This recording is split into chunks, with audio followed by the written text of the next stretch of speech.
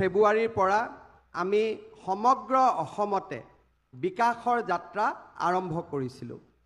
29 ফেব্ৰুৱাৰীৰ পৰা আৰম্ভ কৰা বিকাশৰ যাত্ৰা অহা 14 তাৰিখে সামৰণি পৰিব। এই সময়ছোৱাত অসমৰ চুকে কোণে আমি 24,000 কোটি টকাৰ আঁচনিৰ শুভ উদ্বোধন নহলে আধাৰশিলা স্থাপন কৰিছোঁ। যোৱা বছৰ এনেকুৱা আমি আৰু এটা বিকাশৰ যাত্ৰা হাতত লৈছিলোঁ আৰু তেতিয়াও আমি প্ৰায় 26,000 কোটি টকাৰ আঁচনিৰ কাম হাতত লৈছিলোঁ। যোৱা কেইদিনমান আগতে ভাৰতৰ প্ৰধানমন্ত্ৰী নৰেন্দ্ৰ মোদী ডাঙৰীয়া গুৱাহাটীলৈ আহিছিলে আৰু তেখেতে 16,000 কোটি টকাৰ আঁচনি অসমৰ ৰাইজৰ বাবে উৎসৰ্গা কৰিছিলে। যোৱা কেইদিনমান আগতে তেখেত যোৰহাটলৈ আহিছিল আৰু যোৰহাটত 18,000 কোটি টকাৰ আঁচনি শুভ উদ্বোধন কৰিছিল। অহাকালি তেখেতে নতুন দিল্লীৰ পৰা জাগিৰোডৰ এখন সভা সম্বোধন কৰিব আৰু সেই সভাত তেখেতে আৰু 30,000 কোটি টকাৰ আঁচনি ৰাইজৰ বাবে উৎসৰ্গা কৰিব। অৰ্থাৎ আমি যদি গোটেইখিনি যোগ বিয়োগ কৰি চাওঁ তেতিয়াহ'লে আমি দেখা পাওঁ যে যোৱা 2 মাহৰ ভিতৰতে অসমত প্ৰায় 1 লাখ কোটি টকাৰ আঁচনি হয় শুভ উদ্বোধন হৈছে নহলে আধাৰশিলা স্থাপন হৈছে। আমাৰ ৰাজ্যত মই 2001 চনৰ পৰা বিধায়ক হৈছোঁ, বয়সে 50ৰ দেওনা পাৰ কৰিছে। আজিলৈকে আমাৰ ৰাজ্যত এই ধৰণৰ উন্নতি বিকাশ আৰু এই ধৰণৰ বিকাশৰ কৰ্মযজ্ঞ আমি কোনেও দেখা পোৱা নাছিলোঁ।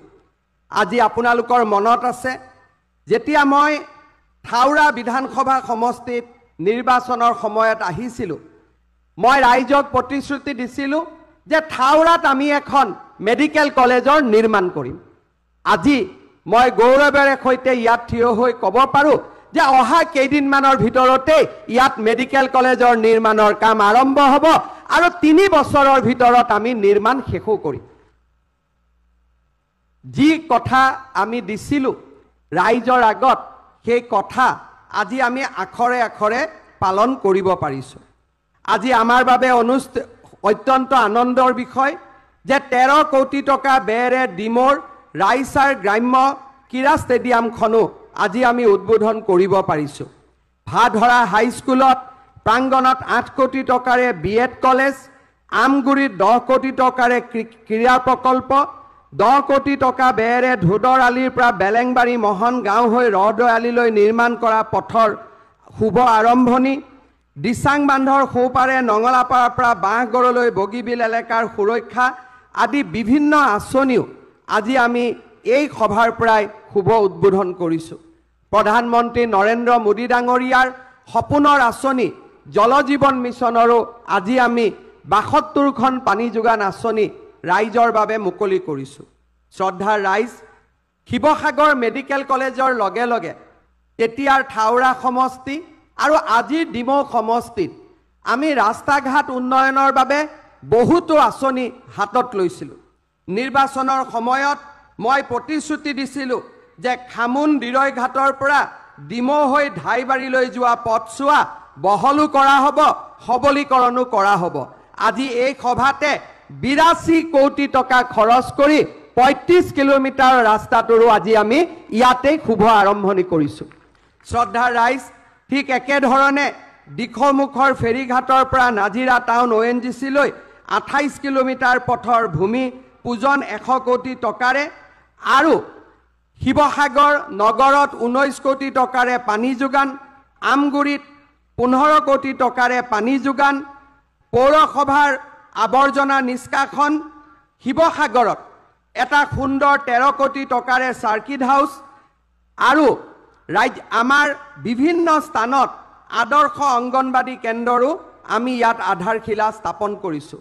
অৰ্থাৎ ডিমৌত স্থাপন হ'বলগীয়া মেডিকেল কলেজখনক বাদ দি আজি আমি ইয়াতে 323 কোটি টকাৰ আঁচনিৰ শুভ উদ্বোধন কৰিছোঁ আৰু মেডিকেল কলেজক যদি আমি ধৰি লওঁ প্ৰায় 1000 কোটি টকাৰ আঁচনি আজি আমি শিৱসাগৰ জিলাৰ ৰাইজৰ বাবে ইয়াতে উদ্বোধন নহলে আধাৰশিলা কৰিবলৈ সক্ষম হৈছোঁ।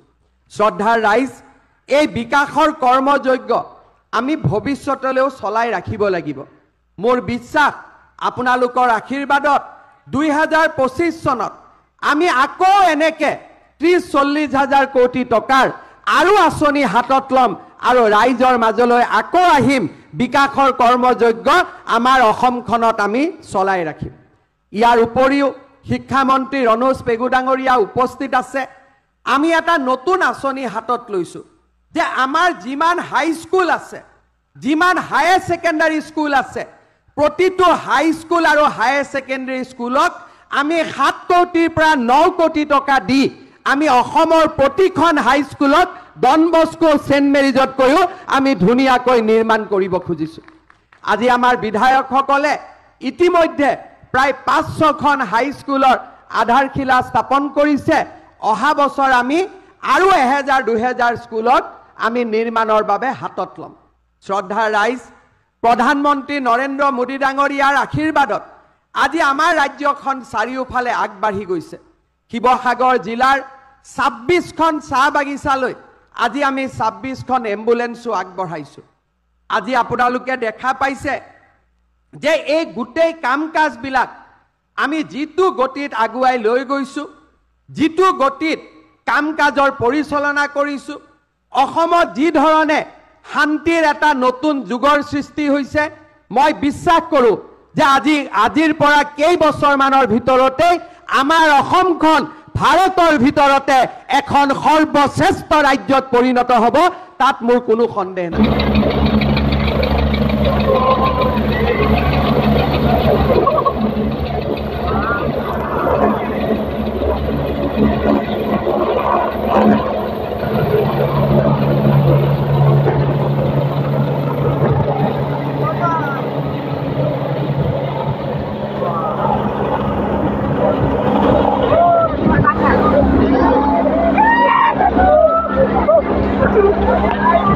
Kita